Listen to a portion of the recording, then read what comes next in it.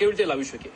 અત્યારની આ પરિસ્થિતિ જે છે એની અંદર કદાચ અર્થતંત્ર ઊંચું લાવવાની જો વાતો કરતા હોય તો અર્થતંત્ર મે બી કદાચ અત્યારે શેર બજારના ભાવ જોશો તો એમેઝોન ફ્લિપકાર્ટના ભાવ વધ્યા હશે, એમનું અર્થતંત્ર ઊંચું થશે. પણ સરકારનું અર્થતંત્ર તો નાના વેપારીએ જે અત્યાર સુધી આવી પોઝિશનમાં પણ સર્વિસ આપેલી છે તો નાના વેપારીનું અસ્તિત્વ જશે તો સરકારનું અર્થતંત્ર નબળું જ પડવાનું છે, કંઈ એનાથી કંઈ સબળું નથી થઈ જવાનું. તો નાનો વેપારી હશે, કારણ કે આજે આટલી મહામારીની અંદર પણ એ એસેન્શિયલ વસ્તુ હોય, અનાજ કરિયાણા હોય, દવા હોય કે કોઈ પણ વસ્તુ, દરેક વસ્તુની અંદર વેપારીએ સરકારની સાથે પોઝિટિવલી ખભે ખભા મિલાઈને કામ કરેલું છે. તો એનું અસ્તિત્વ ના જતું રહે સરકારે જોવાની ખરેખર જરૂરિયાત છે.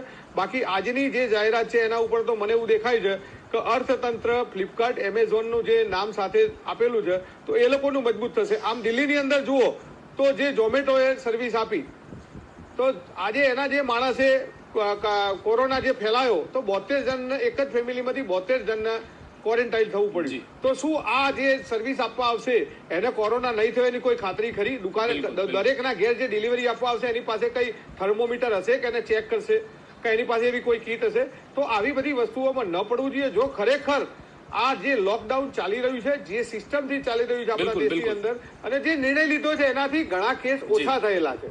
બિલકુલ જશવંતભાઈ, દીપકભાઈ.